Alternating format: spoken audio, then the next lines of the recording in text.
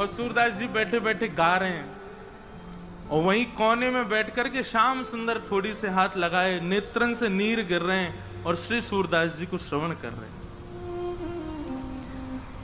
श्री गिरिराज जी में ऊपर श्रीनाथ जी के मंदिर में जैसे ही 4:30-5 आज के समय के अनुसार जैसे ही घंटे घड़ियाल बजते, मंदिर खुलवे को समय आता, ठाकुर जी अपनी पीतांबरी को कस करके महाराज दौड़ के जाते गिरिराज जी पे, और गिरिराज जी में जाकर के खिड़की के भीतर जाके सोई ठाकुर जी खड़े रह जाते। गुसाई जी ने कपाट खोल दिए, ठाकुर जी की सांस चल रही है, दौड़ के आए हैं। गुसाई जी कहे, जय जय, कैसे हाँप रहे हो? बोले नाय नाय, मैं पौड़ गयो। पौड़ गयो मतलब सो गयो। मैं पौड़ गयो, वह पौड़े पौड़े मैंने ऐसो सपनों देखो, मैं तो घबराए गयो। बोले कहा सपनों देखो? बोले मैंने ऐसो सपनों देखो, ये मधुमंगल श्रीदामा है कहाँ है? बोले हाँ। बोले इनने मेरो मुकुट पहन लियो, मेरी पीतांबरी पहन ली, मुंह को मंदिर से निकाल के खुद देवता बन के बैठ गए। मैंने तो ऐसा सपनों देखो। एक बार की घटना भी है ऐसी।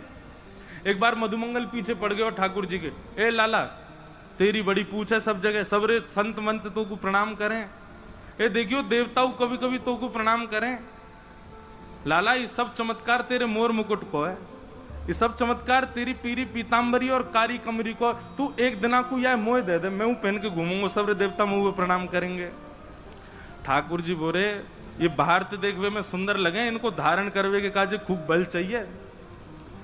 मधुमंगल बोलो लाला मैं हूं मधुमंगल नहीं, काउदना तो पहनूंगो। ठाकुर जी बोले जाकू धारण मत करियो, नहीं तो पछतावेगो। एक दिन ठाकुर जी जमुना स्नान कर रहे, अपने वस्त्र आदि उतार के चले गए। सोई मधुमंगल ने जानी बोली जय सही समय, ठाकुर जी की पीतांबरी पहन ली, सिर पर टेढ़ों से मुकुट बांध लियो और कमर में कारी कमरी लपेट करके और मधुमंगल त्रिभंग लली बन करके डोलन लगो। इतने में ही कंस के द्वारा भेजो गयो राक्षस केसी आ गयो, और कंस ने वाकू बताए करके भेजी। बोले नंद नंदन की पहचान का? बोले मोर मुकुट पहने, टेढ़ो सो, पीरी पीतांबरी पहने, और ऐसी चाल चले, कभी तो लगे कोई छोरी चल रही है, कभी लगे नाना ही तो पुरुष ही है, ऐसी चाल है वाकई। और बंसी बजा तो भे चले टीड़ो मेड़ो सो। मधुमंगल डोल रहे हो, बोले अभी आवेंगे देवता को प्रणाम करेंगे, अभी संत जन आवेंगे मेरे सामने लौट जाएंगे। इतने में सामने तो विशाल विकराल राक्षस केसी आके हो, और केसी आकर के महाराज वो भागो मधुमंगल के पीछे। मधुमंगल अरे लाला बचाइयो, अरे लाला बचाइयो, लाला बचाइयो। देख कहा हो ठाकुर जी जमुना जी स्नान कर रहे, ठाकुर जी ने देखी जे का एरो है, तभी देखी मधुमंगल दौड़ता हुआ आ रहा हो, पीछे केसी राक्षस दौड़ रहा है। ठाकुर जी निकल करके बाहर आए, एक मुष्टिक प्रहार कियो, राक्षस को वध कर दियो। मधुमंगल बोलो लाला तू ही धरिया है, मैं ना संभाल सकूं भैया। तो ठाकुर जी बोले मैंने तो ऐसा सपनों देखो कि मधुमंगल श्रीदामा बड़े दुष्ट हैं, मेरो श्रृंगार करके मंदिर में खड़े है गए, बहानों बना। रास बिहार होवे तब श्री जी हमारी दोनों भुजा उठा करके नृत्य करें, और रास बिहार में ठाकुर जी दोनों भुजान को कटी पे धारण करके नृत्य करें, ये दोनों उनकी मुद्रा है। किशोरी जी ऐसे नृत्य उर्द बाहु है कि नृत्य करें, और ठाकुर जी कटी पे भुजा धारण करके नृत्य करें।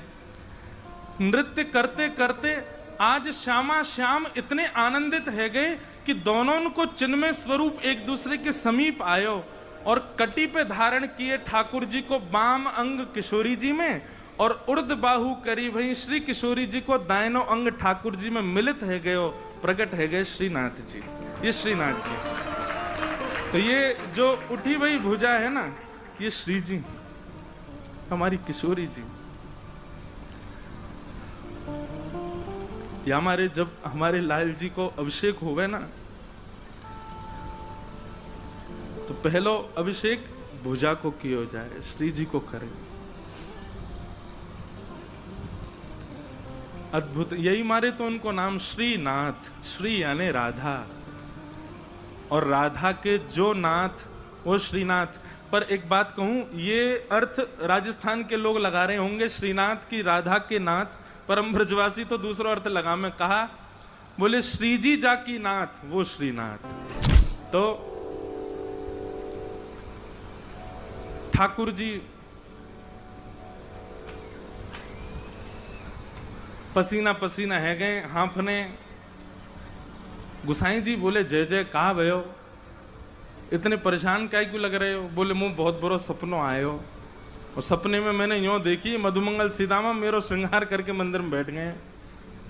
अरे ना जय जय ऐसी कोई बात ना है, सपनों आए हो कोई बात ना है, आरती करें। तो श्रीनाथ जी को जो वाम अंग है ना वो श्री जी हैं। जब हम कपाट बंद कर दें, हम ठाकुर जी के आगे पर्दा कर दें, ये पर्दा बहुत जरूरी है। ठाकुर जी नहीं तो संकोच के कारण लीला ना करें, या हमारे कभी कभी ये घरन में कछु हो नहीं हो, ठाकुर जी के सामने पर्दा जरूर होना चाहिए, उनको एकांतिक भाव रहना चाहिए। तो जैसे ही गुसाई जी आरती करके बाहर गए, कपाट बंद गए, शामा शाम दोनों बिलग गए। किशोरी जी बोली मैं सबरी सच्चाई बताऊंगी गुसाई जी को। बोले कहा बताओगी? बोले ये सब झूठ बोलो तुम सपने अपने के कि मधुमंगल श्रीदामा, मुझे पता है तुम कहीं खिड़की तने करके जाओ कोई के पास, और मुझे सब पता, मैं गुसाई जी को बताऊंगी। ठाकुर जी चरण श्री जी मान जाओ, मत बताइयो, तुम जो कहोगी सो करूंगो, मत बताइयो। किशोरी जी बोली एक शर्त है। बोले तुम जो कहोगी सो करूंगा, तुम बताओ कहाँ करना है? श्री जी बोली कल ते मैं चलूंगी संग में तुम जहां जाओ मां मुंह को लेके चलो। ठाकुर जी बोले जे ना है सके। बोले चो ना है सके? बोले आप बड़ी बड़ी करुणामयी हैं, बड़ी दयालु हैं, मैं तो जाऊं बा बेचारे लोग भक्तन ते मिल मिला के आ जाऊं, उनके बेचारे इनके दीन दुखन को देख करके सब कुछ दे दोगी उन्हें, या हमारे मैं आपको अकेले छोड़ के जाऊं यहीं पे, आप मत चलियो। श्री जी बोली तो ठीक है मैं गुसाई जी को बता रही हूं। ठाकुर जी बोले ना ले जाऊं तो ये गुसाई जी को बता देंगे, और गुसाई जी को पता चल गई तो गुसाई जी मेरो आनो जानो रुकवा देंगे। ठाकुर कभी कभी देखो ठाकुर जी कलयुग में हमारे और अर्चकों के कितने अधीन रहते हैं। वो सर्व समर्थ होते हुए भी, सर्व स्वतंत्र होते हुए भी मंदिर में बैठे रहेंगे, जहां बैठा दोगे वहीं बैठे रहेंगे, जैसे रखोगे वैसे रहेंगे, जो खवाए दोगे सो खामेंगे। अर्चक के कितने अधीन रहते हैं ठाकुर जी। बोले बताए अगर नहीं ले जाऊंगा तो ये गुसाई जी को बता देंगी, और ले जाऊंगा तो ये सूरदास के दीन दुखन को देख करके वापस कृपा कर आमेंगी। अच्छा ठाकुर जी कृपा करवे से रुके। देखो हम श्री जी वाले ज्यादा हैं, पर कभी कभी दया आ जाए लाला पे, इतने वो बेचारे वो ना है कि सब जगह श्री जी को ही हम लोग बहुत ज्यादा, ठीक है श्री जी को यश तो है ही है, पर लाला वो इतनो तो बेचारो ऐसा ना है निष्ठुर हम इतनो बता दें कि ठाकुर जी तो ऐसे हैं, श्री जी हमारी बड़ी दयालु करुणामयी। लाला भी करुणा में है, लेकिन लाला ने एक विचार करे, वो यूं सोचें कि भैया अगर मैंने कोई पर बहुत अनुग्रह कर दियो और अनुग्रह करके कृपा करके सर्व समर्थवान बना दियो, तो सर्व समर्थ है कि मुंह को भूल जाएगो, भजन नहीं करेगो। व्यक्ति भजन कब कर रहे हो? जब सर्व समर्थ नहीं है। ठाकुर जी के में सूरदास को नेत्र और अनुग्रह करके कृपा करके सर्व समर्थवान बना दियो, तो सर्व समर्थ है कि मुंह को भूल जाएगो, भजन नहीं करेगो। व्यक्ति भजन कब कर रहे हो? जब सर्व समर्थ नहीं है। ठाकुर जी के मैं सूरदास को नेत्र दे दूं तो सूरदास के भाव में ऐसा लगेगा जैसे खीर में नमक पड़ गई हो। अभी या को दिखूं ना हूं तो या हमारे इतने सुंदर भाव गावे, तलते दिखवे लग गए हो तो फिर भाव ने कम हो जाएंगे। ये बात निश्चित है। जिसको बहुत व्यवस्थाएं मिली हैं, जो जैसे ही सोचे तुरंत वृंदावन पहुंच जाता है, जब चाहे बरसाने पहुंच जाता है, जब चाहे गिरिराज जी आ जाता है, बुरा नहीं मानिएगा, वो व्यक्ति धीरे धीरे वैल्यू भी कम कर देता है। लेकिन जो तड़पता है, जो व्याकुल होता है, जिसके हृदय में बेचैनी होती है, चाह करके भी नहीं जा पाता, मूल्य भी वही समझता है। इसलिए ठाकुर जी अनुग्रह कम करते हैं, लेकिन ऐसा ना है ठाकुर जी हमारे निष्ठुर हैं बेचारे। उन्हें विचार करें कि या के अंदर प्रेम भक्ति और बढ़े, या हमारे अनुग्रह ना करें। श्री जी बोली या तो मुंह को लेके चलो, नहीं तो मैं बताऊं गुसाई जी को। ठाकुर जी बोले आपकी एक शर्त मैं मानूंगा, वो एक शर्त आप मेरी मानो। बोले कहा? बोले मौन जाओगी, मौन आओगी, कछु नहीं कहोगी ना करोगी वहां पे।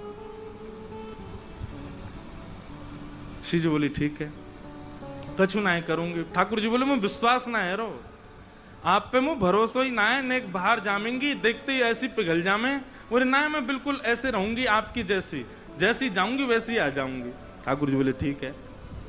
दूसरे दिन ठाकुर जी श्री जी को लेकर के गए। कैसी कृपा सूरदास पर।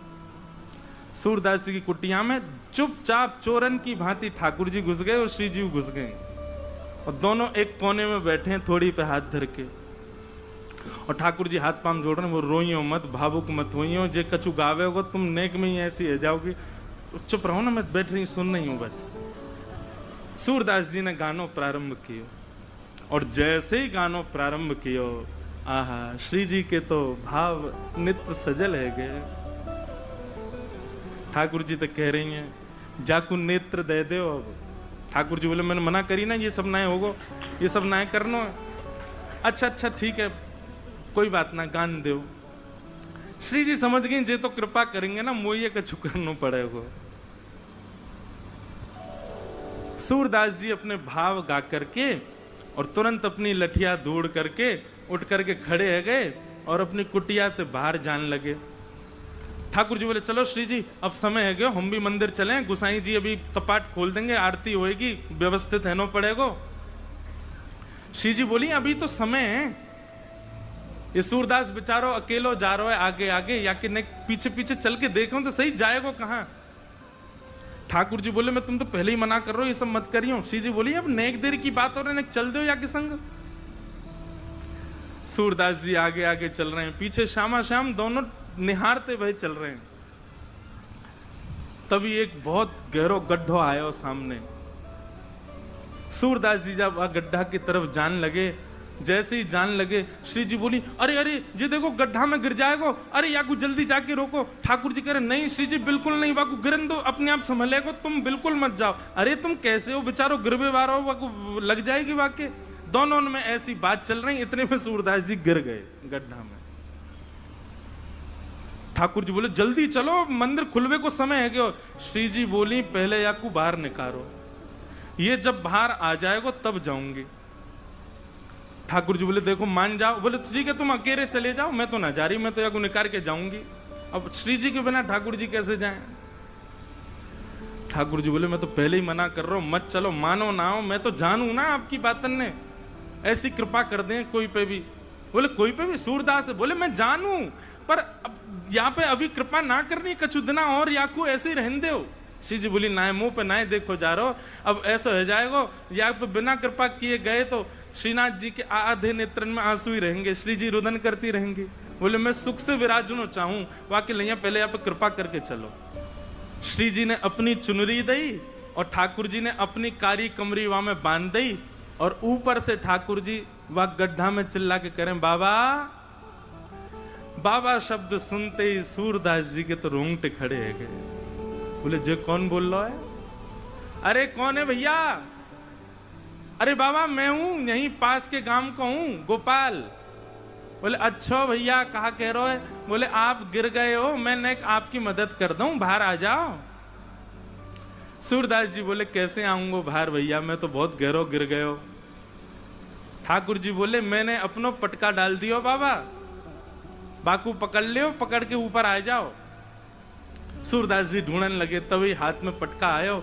सूरदास जी ने जैसे ही वो पटका पकड़ो, कारी कमरी पकड़ी और ऊपर चढ़ने लगे, तो नासिका के पास जाती वह कारी कमरी में थे ठाकुर जी के श्री अंग की सुगंध, जो आज सवेरे सवेरे श्रृंगार के दर्शन में श्रीनाथ जी में जो इत्र प्राप्त भयो, वह की सुगंधी और कारी कमरी की सुगंधी एक सी है। सूरदास जी बोले जे सुगंधी तो सुबह सुबह गुसाई जी ने दही मोए श्रृंगार के बाद, यह पटका में तो कैसे आ रही है। सूरदास जी के मन में संशय नहीं आया कि कोई और होगा, तुरंत विश्वास प्रकट हो गया श्याम सुंदर ही है।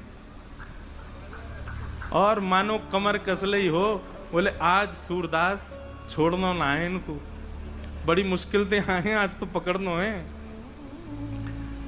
ऊपर आने लगे सूरदास। यहां ठाकुर जी श्री जी की चुनरी ते कारी कमरी बंदी भई है, और ठाकुर जी श्री जी की चुनरी पकड़ के खड़े हैं, और ठाकुर जी की कमर पकड़ के श्री जी खींच रही हैं पीछे, और सूरदास बाहर आ रहे हैं। कैसी छवि, कोई चित्रकार हो तो बना लियो भैया।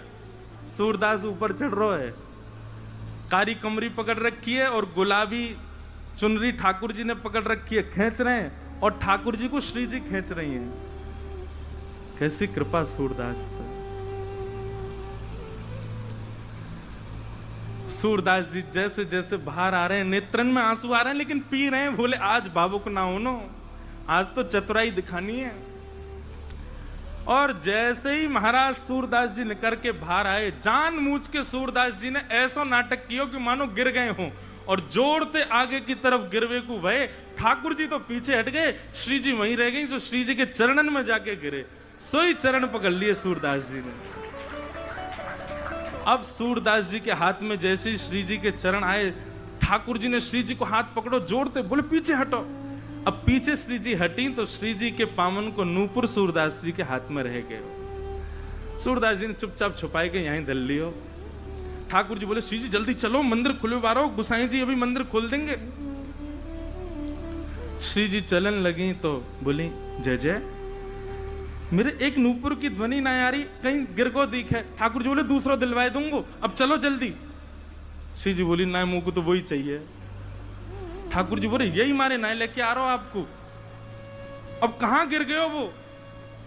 पीछे मुड़ के देखिए तो सूरदास जी वह नूपुर को ऐसे कान से लगाए करके वह की ध्वनि सुन रहे हैं, देख तो सके ना है, वह की कोमलता को अनुभव कर रहे हैं। श्री जी बोली देख बाबा के पास में, जय जय वहीं चलो। ठाकुर जी बोले अब यहीं पर रहने दो, मैं दूसरी दिलाई दूंगा तुम्हें, अब चलो जल्दी, मंदिर में खुल जाएगा नहीं तो। बोले ना मुंह को तो यही चाहिए। बाबा, हाँ रे भैया कौन है? बोले मैं ही हूं गोपाल, अब ही जाने आपको बाहर निकालो। अच्छा भैया कहा बात है? बोले बाबा मेरे संग मेरी सखी आई, बाको नूपुर गिर गयो, आपने दल लियो अपने पास, बाकू दे दो। सूरदास जी बोले जे नूपुर? बोले हम बे। बोले जे तो वाको है जो मेरे मुंह को निकारवे आयो का। बोले बाबा मैं वही तो हूं। बोले मोहे का पता भैया तू वही है, मुंह दिखाई तो देवे ना है। अरे बाबा मान जा, जे हमारो ही नूपुर है। बोले अच्छा तेरी सखी के पास एक नूपुर होगा, एक नूपुर तो मेरे पास है। सखी ने आगे आए करके अपने दूसरे पाम के नूपुर की पहचान मुंह को कराए दे, मैं छू करके देख लूंगा कि हाँ जे वही नूपुर है तो दूसरे पाम में पहनाए दूंगा, और नहीं तो भैया मैंने कहीं तोय दे दिया और असली या को हकदार आयो और बाने आके मुंह से कही तो मैं तो बड़ी विडंबना में फंस जाऊंगा, मुझे तो पता ना है असली कौन है। ठाकुर जी बोले श्री जी जे बहुत चतुराई कर रहा है, या को पता चल गई है कि आप ही श्री जी हो और जे दूसरा पाम पकड़ लेगो आपको। श्री जी बोली पकड़े तो पकड़न दो, लेकिन आज ये नूपुर लेके ही जाऊंगी। वो नूपुर के प्रति आसक्ति थोड़ी हमारी श्यामा जी की, उनकी तो जब से दृष्टि में आ गए सूरदास जी तब से बस यही चिंता है श्री जी को कि आप कृपा कैसे करूं मैं। श्री जी आगे बढ़ने लगी, ठाकुर जी पाम पूछो, तुम्हारे पाम पूछो या के पास मत जाओ, पकड़ लेगो। श्री जी चलते जा रही हैं, लो बाबा दूसरे पाम के नूपुर की पहचान कर लो। सूरदास जी ने दूसरे पाम को स्पर्श किया, बांधी भाई नूपुर हाथ से छुई, नेत्रन से आंसू बहन रहे हैं। लाली अपनो पहलो पाम आगे कर दे, मैं पहना दूं। श्री जी ने पाम आगे कियो। सूरदास जी जैसे ही नूपुर बांधन लगे, नूपुर बांधते ही सूरदास जी ने तो ऐसे अंक में श्री जी के दोनों चरण पकड़ लिए। बोले अब ना जान दूंगा, अब तो कृपा करो मुंह पे, कृपा करो तभी जान दूंगा। यहां ठाकुर जी खींच रहे हैं श्री जी को, लेकिन श्री जी कस के पकड़ लें सूरदास जी ने। अरे बाबा छोड़ दे। बोले आज ना छोड़ूंगा, बड़े दिनान में हाथ आए हो। 84 लाखन में घुमाए घुमाए करके जैसे तैसे तो सूरदास बनो, जैसे तैसे गिरिराज जी आके अटकाऊं, जैसे तैसे श्री वल्लभाचार्य जी की मुंह को दीक्षा प्राप्त भई है। अब ना छोड़ूंगा, अब तो जय जय कृपा करो। बोले कहां कृपा करें? बोले मैंने जीवन में आपसे कछु नहीं मांगो, लेकिन आज मांग रहा हूं। ये दो चक्षु, इनकी कभी मुंह को अभाव को अनुभव ना भयो कि आपने मुंह को क्यों ना दिए। बहुत कृपा ठाकुर जी जो आपने ना दिए, लेकिन आज पहली बार ऐसा लग रहा है काश मुंह पे नेत्र होते तो मैं दोनों युगल के दर्शन कर ले। तो सूरदास जी ने तो कही है, श्री जी ने तो इतने अपने हाथ धर दिए। बोले बाबा आंख खोल लो। ठाकुर जी कह रहे हैं कि मुझे पूछ तो ले करो। किशोरी जी कह रही है पूछो वारो काम ना है, सब होन दो। बाबा आंख खोलो। सूरदास जी ने अपने जीवन में पहले बार कमल जैसे, बिल्कुल ठाकुर जी जैसे नेत्र प्रदान कर दिए सूरदास जी को।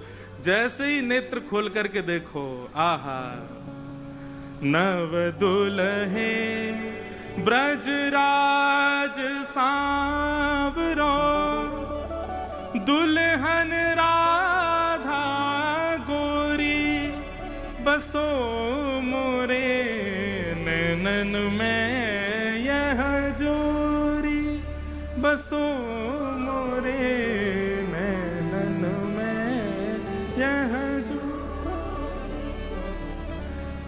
यही गिरिराज जी की तलहटी में दोनों युगल खड़े हैं, एक दूसरे के गले में गलवैयां डाले और सूरदास जी दर्शन कर रहे हैं।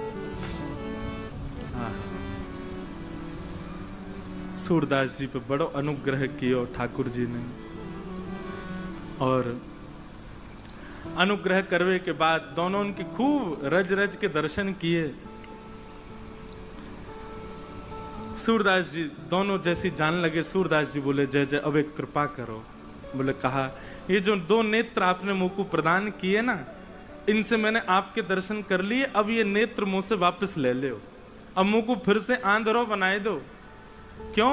बोले अब आप दो बस गए, बस आप दो मेरे चित्त में विराजे रहो, बाकी अब संसार में मुंह को कोई और को नहीं देखना, फिर से मुंह को अंधो कर दो। बोलो भक्तवत्सल भगवान की। ऐसी हमारी श्यामा जू